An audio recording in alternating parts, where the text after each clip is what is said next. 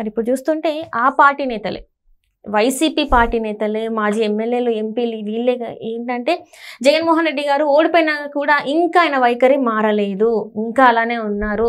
So దీంతో ఆయనకు వ్యతిరేకంగా మాట్లాడడం కొన్ని వీడియోలు మనం చూసాము. సో అట్లనే ఇప్పుడు ఏంటంటే పార్టీని కూడా వీడే అవకాశాలు ఉన్నాయి, మేము వీడిపోతున్నాం, మీ వల్లనే ఈరోజు పార్టీకి మాకు ఇలాంటి పరిస్థితి వచ్చిందని చెప్పేసి జగన్మోహన్ రెడ్డి గారిని అంటున్న పరిస్థితి. మరి జగన్మోహన్ రెడ్డి గారు మరి ఇప్పటికి కూడా ఎందుకు మారలేదు? ఒకవేళ మారే అవకాశాలు ఉన్నాయంటారా ఏంటి అసలు? ఇప్పుడు మీరు అన్నట్టు కొంత కాదమ్మా, వ్యతిరేకత కొంచెం తీవ్రంగానే వస్తుంది. ఇది వేర్వేరు ప్రాంతాల నుంచి నాయకులు కూడా వ్యక్తం చేశారు. ఇప్పుడు అధికారంలో ఉన్నప్పుడు ఎదురు చెప్పడానికి ఎవరైనా భయపడతారు, సందేహిస్తారు, ఏమో మళ్ళీ ఈయన గెలుస్తాడేమో, రేపు మళ్ళీ మన మీద ఏదైనా చర్య తీసుకుంటాడని. అసలు ఈ ఓటమి కూడా పెద్ద షాక్ గురయ్యారు వైఎస్ఆర్సీపీ క్యాడర్ అండ్ నాయకులు కానీ మాజీ మంత్రులు కానీ. వాళ్ళు అసలు ఊహించలా. ఈ జగన్మోహన్ రెడ్డి గారు 175కి 175 గెలుస్తామని చెప్తుంటే 175 కాకపోయినా ఒక 160 165 అయినా కూడా గెలుస్తాము, కిందసారే 151 గెలిస్తే 5 సంవత్సరాలు పరిపాలన చేసినప్పుడు ఇంకా కొంత గెలుస్తాం అనుకున్నారు. కానీ ఇంత ఘోరమైన ఓటమి వస్తని వాళ్ళు ఊహించలా. షాక్లో చాలా రోజులు మాట్లాడలేపారు. వాళ్ళు చేరుకోవటానికి అసలు దీని నుంచి ఎలా మాట్లాడాలి, దీన్ని ఎట్లా విశ్లేషించుకోవాలి, దీన్ని ఎట్లా బయటికి చెప్పాలి అనే దానికి కూడా వాళ్ళకి కనీసం నెల 15 రోజుల తర్వాత కానీ చిన్నగా వ్యతిరేకత అనేది, అంటే ఓటమికి కారణాలు జగన్మోహన్ రెడ్డి గారి పరిపాలన, ఆయన వ్యక్తిగత వైఖరి, ఆయన కుటుంబంలో ఉన్న వాతావరణం, ఆయనకి వాళ్ళ తల్లి చెల్లితో ఉన్న పోరు, అంటే శత్రుత్వం, ఇవన్నీ కూడా తర్వాత ఈయన వివేకానంద రెడ్డి గారి హత్య కేసులో అవినాష్ రెడ్డి గారిని ఆయన కాపాడటానికి చేస్తున్న ప్రయత్నాలు, ఇవన్నీ కూడా ప్రజల్లో వ్యతిరేకత పెంచినాయి అనేది వాళ్ళకి అర్థమైంది. అవి కాకుండా పరిపాలనా పరంగా చీప్ లిక్కర్ అనేది ప్రజలు వాళ్ళు ఎక్కువ డబ్బులు పెట్టి వాళ్ళకి కావాల్సిన బ్రాండ్ కొనుక్కోకుండా నువ్వు ఏదో పిచ్చి బ్రాండ్ ఇస్తే అదే తాగాలనే ఒక నియంత్రణతో ధోరణిలాగా అది ప్రజలు మింగలేకపోయారు. ఎక్కువ డబ్బులు ఖర్చు పెట్టుకుని కూడా వాళ్ళకి కావాల్సినంత కిక్కు రాలేదు, అందులో ఆరోగ్యాలు పాడైపోయినాయి. ఈ విధంగా వాళ్ళు చాలా అవమానానికి గురయ్యారు, అంటే అసహనానికి కూడా గురయ్యారు. ఏంటి ప్రభుత్వం వాళ్ళ డబ్బులు సంపాదించుకోవటానికి పనికొస్తుంది, కానీ మనకి తాగిన వ్యక్తి ఎవడైతే ఖర్చు పెట్టాడో వాడికి ఒక ఆనందం అనేది రావాలి కదా, ఆనందం అతనికి రాలా. డబ్బులు ఖర్చు పెట్టుకున్న వ్యక్తి అతను, ఇతనికి మాత్రం ఆడికి ఆనందం రాకపోయినా ప్రభుత్వానికి లేకపోతే ముఖ్యమంత్రి గారికో వ్యక్తిగతంగా జారాల్సిన డబ్బు ప్రతి క్వార్టర్ మీద చేరిపోయింది. అదే కాకుండా ఇసుక పాలసీ పెట్టి కార్పొరేట్లకు ఇచ్చి ఇసుక ధరలు అందుబాటు లేకుండా చేయటం వలన గ్రామీణ ప్రాంతాల్లో మొత్తం నిర్మాణం ఆగిపోయింది. తర్వాత ఈయన ప్రజలకి వ్యతిరేకంగా ఎవరైనా కూస్తి మాట్లాడినా, ఇదివరకు గతంలో ప్రభుత్వాల గురించి ఎవరైనా విమర్శించినా కూడా ఎవరేం పట్టించుకుపోయేవాళ్ళు. ఊళ్ళల్లో ఎవడన్నా వెళ్ళి మాట్లాడితే, రచ్చబండకాడ మాట్లాడితే కూడా వైఎస్ఆర్సీపీ కార్యకర్తలు వెళ్ళి పోలీసులకి చెప్పి పోలీసులతో అరెస్టులు చేయించి వాళ్ళ మీద దౌర్జన్యాలు చేయించడం, లేదు వైఎస్ఆర్సీపీ కార్యకర్తలే దౌర్జన్యాలు చేయటం, ఈ విధంగా గ్రామాల్లో ఉండే ఈ శాంతి భద్రతలు, అంటే ఈ పోలీస్ డ్యూటీలు కూడా వీళ్ళే తీసేసుకున్నారు. అసలు ఎవరు నోరు మెదపటానికి వీల్లేదు, అక్రమ కేసులు పెట్టేయటం, ఇలాంటి విచిత్రమైన వాతావరణం వచ్చి చాలా రోజులు ప్రజలు మదన పడ్డారు. ఎట్లా ఈయన్ని మనం ఏం చేస్తే ఈయన వెళ్ళిపోతాడు పదవిలో నుంచి, మరి 5 ఏళ్ల పాటు అయితే మళ్ళీ ఎన్నికలు రావు కదా. ఆయన ప్రజావేదిక కూల్చినప్పుడే జనం మనసులో చాలా బాధ ఏర్పడింది. ఈ ప్రభుత్వం వాళ్ళ పిల్లల మీద కేసులు పెట్టినా ఎవరో తల్లిదండ్రులు బాధపడరు. వాళ్ళ పిల్లల మీద కేసులు పెడితే వాళ్ళు రేపు ఎప్పుడన్నా ఉద్యోగాలకు వెళ్ళాలంటే ఈ పోలీస్ కేసులు అనేది అడ్డమే కదా. వాళ్ళ పిల్లల్ని ఇతర రాష్ట్రాలకు పంపించి తలదాసుకోమని పంపించారంటే కేవలం పోలీసులు పెట్టే అక్రమ కేసులకి, తర్వాత వైఎస్ఆర్సీపీ నాయకులు చేస్తున్న దాడులకి, వీళ్ళు వెళ్ళి ఆ ఊళ్ళల్లో రచ్చబండ దగ్గర కూర్చుని ఏదైనా మాట మాట్లాడితే ఊళ్ళో తగాదాలు వస్తాయి, గొడవలు అవుతున్నాయని వాళ్ళు పిల్లల్ని బయటకు పంపించుకునే పరిస్థితి ఉందంటే ఎలాంటి పరిపాలన జరిగింది నియంతృత్వంగా అనేది మనం అర్థం చేసుకోవాలి. అట్లాగే ప్రభుత్వంలో జరిగిన శాసనసభలో ఈ ఎమ్మెల్యేలు మాట్లాడిన తీరు కూడా మా ఓటమికి కారణం అనేది రకరకాల మంది వ్యక్తులు వాళ్ళ అభిప్రాయాలు వ్యక్తం చేశారు.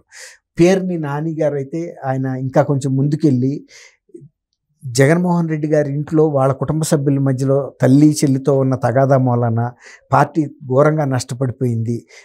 నాయకులు కార్యకర్తలు ఎప్పుడు తేరుకుంటారో కూడా మనం చెప్పలేని పరిస్థితిలో ఉన్నానని చెప్పాడు. అంటే ఆయన చెప్పకనే చెప్పాడు, నీ ఇంట్లో ముందు సర్దుకోవాలి, ఇంట్లో సర్దుకోలేనాడు అదొక నానుడు కూడా ఉంటది కదా, ఇంటే గెలిచి రచ్చగలవమని. బాగా చెప్పావమ్మా, చిన్నదానివైనా.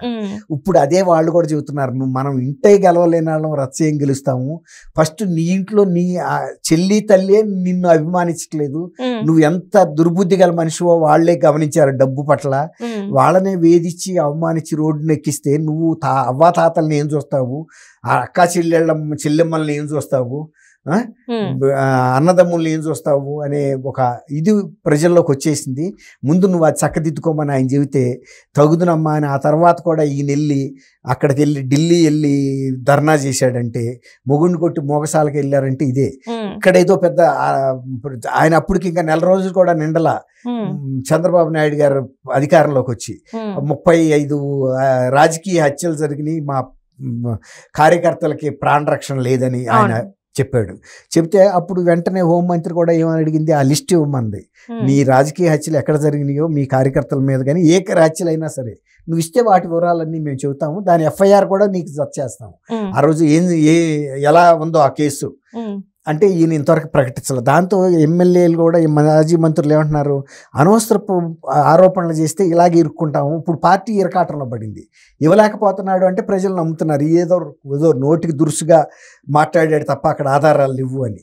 అదే చంద్రబాబు నాయుడు గారు శ్వేతపత్రాలు బాహాటంగా ఇస్తున్నాడు, భాజపా అధికారమైన అంకెలతో సహా ఇస్తున్నాడు. అలాగే వీళ్ళు ఎందుకు రిలీజ్ చేయకూడదు? ఆయన శాసనసభలోకి నేను రాను అని భీష్మించి కూర్చుని ఇంటి దగ్గర ప్రెస్ కాన్ఫరెన్స్లు పెడితే ప్రజా సమస్యలు శాసనసభలో ఎవరు ప్రస్తావిస్తారు? ఇప్పటికేమో మునిగిపోయింది ఏం లేదు, కానీ ఆయనకి ప్రతిపక్ష హోదా లేకపోతే మాత్రం ఏంటి, కాంగ్రెస్ పార్టీ ఒక ప్రతిపక్షం కదా, వెళ్ళి అక్కడ మాట్లాడాలి. కానీ ఈయన ఢిల్లీ వెళ్ళి అప్పుడే ఈయన ప్రభుత్వాన్ని బర్తరఫ్ చేయమని రాష్ట్రపతి పరిపాలన పెట్టమని అడిగాడంటే, రాష్ట్రపతి పరిపాలన ఎప్పుడు పెడతారో ఆయనకి తెలీదా? ఎప్పుడైనా శాంతి భద్రతలు విఫలం అవ్వాలి, ఆర్థికంగా దివాళా కోరితనం రావాలి, లేకపోతే ఇంకా ఏమైనా తీవ్రమైన విఫలం జరగాలి ప్రభుత్వంలో. వీళ్ళు ప్రతి నెల 1వ తారీఖు జీతాలు వేసేస్తున్నారు, తర్వాత సంక్షేమ పథకాలు పెన్షన్లు ఇస్తున్నారు, అన్నీ జరుగుతున్నా కూడా ఈయన ఓర్పు పట్టకుండా చేయటం. ఆయన కేతిరెడ్డి వెంకటరామరెడ్డి కూడా చెప్పాడు, ఈ ప్రభుత్వానికి ఖచ్చితంగా 6 నెలలు టైం ఇవ్వాలి, ఇచ్చిన తర్వాత సంవత్సరం ఇచ్చి అప్పుడు విమర్శిస్తే విలువ ఉంటుంది, కానీ ఏది జరగకముందే కనుక వెళ్తే అని ఆయన పరోక్షంగా అన్ని రకాలైన ప్రభుత్వ వైఫల్యాలను ఎకరు పెట్టాడు. ఈవెన్ పేరు నాని గారు కూడా సీఎంఓ ఎమ్మెల్యే ఫ్రెండ్లీ అంటే ఎమ్మెల్యేస్ని ఖాతరు చేయలేదని చెప్పాడు. అక్కడ రాజానగరం ఎమ్మెల్యే రాజా కూడా అదే చెప్పాడు. తర్వాత ఈయన గురజాల ఎమ్మెల్యే కాసు మహేష్ రెడ్డి కూడా చెప్పాడు, ప్రభుత్వం వైఫల్యమైంది, అవినీతి జరిగింది, మరీ లిక్కర్లో దోపిడీ జరిగింది, ప్రజలను అన్యాయమైన చీప్ లెక్కర్ ఇచ్చారు, ఇవన్నీ కూడా చెప్పారు. ఇదే నేతలు అప్పుడు ఎందుకు అధికారంలో ఉన్నప్పుడు మాట్లాడలేకపోయారు? ఎందుకు చేయలేకపోయారు సార్? ఇప్పుడు వెళ్ళి కూర్చొని అట్లీస్ట్ ఒక ఫోన్ లో మెసేజ్ లేకపోతే ఈమెయిల్ ఏదో ఒకటి తనకు పంపిస్తే కదమ్మా. ఈమెయిల్ ఇస్తే ఎవడ పట్టించుకుంటాడు? పబ్లిక్ లో చెప్పాలి, శాసనసభలో చెప్పాలి, పార్టీకి మీటింగులు అని చెప్పాలి. కానీ వాళ్ళు చెప్పడానికి ఆ రోజు 151 ఓట్లతో గెలిచి 151 సభ్యులతో ఇంకా 175 గెలుస్తానన్న టైంలో వాళ్ళకి భయం ఉంటుంది కదా, రేపు ఇతను మళ్ళీ గెలుస్తాడు, నాకు మంత్రి ఇవ్వడేమో, ఎమ్మెల్యే ఇవ్వడేమో అని. ఇప్పుడు ఓడిపోయిన తర్వాత ఎవడైనా నొక్కుతాడు. పులిని కాల్ చేసిన తర్వాత అందరూ వెళ్ళి ఫోటోలు దిగుతారు. పులిని బతికున్నప్పుడు వెళ్ళి కాల్చగలిగినాడు, నరకగలిగినాడు ఎవడుంటాడు? కాబట్టి వీళ్ళంతా కూడా పులిని చంపిన తర్వాత వచ్చి ఫోటోలు దిగే బ్యాచే. అదే ఆయన బలం అనుకుని ఆయన విర్రవీగాడు. ఇప్పుడు వీళ్ళు చెబుతుంది కూడా ఇక ఆయనకి రుచించట్లా, ఏదో అయింది అయితే అయింది, పార్టీ ఉంటే ఉంది లేకపోతే లేదు. నేను కిందసారి 150 సీట్లు నా స్వశక్తి మీద గెలిచాను, అప్పుడు ఈ ఎమ్మెల్యేలు ఎంపీలు ఎవడ లేడు కదా, అట్లాగే గెలిస్తే నేను ప్రజల్ని ఏదో ఒక అమలు చేయలేని హామీలైనా ఇచ్చి నేను నమ్మించగలను, నాలో ఆర్ట్ ఉంది, నా బాబాయిని చంపిన కేసే నేను ఇతరుల మీద తోశాను. కాబట్టి అది ఆయన స్వశక్తిని నమ్ముకుంటున్నాడు. ఏదైనా ప్రజలకి హామీ ఇచ్చి నే గెలవగలుగుతా కానీ వీళ్ళతో అయ్యేది లేదనేది ఆయన ఉద్దేశం. Right sir, right. Thank you so much. Thank you అమ్మ సిరి. మన వీక్షకులు కూడా నమస్కారం.